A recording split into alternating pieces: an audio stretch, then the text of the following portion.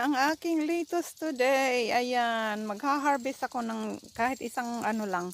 Kasi gagawin namin, uulamin namin ngayong hapon. Ayan, mamimili tayo ng malaki dito. Ayan oh, ito siya malaki na. Tanggalin ko na siya.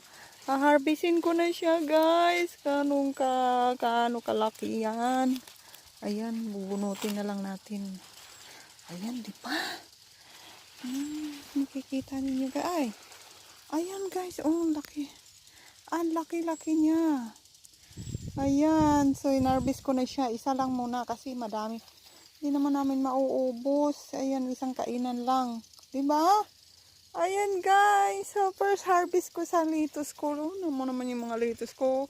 Kukunti lang sila pero ayan. Ang dami kong tinanim nito noon kaso yan lang ang tumubo. So ayan ngayon, nag-harvest na ako. Ayan.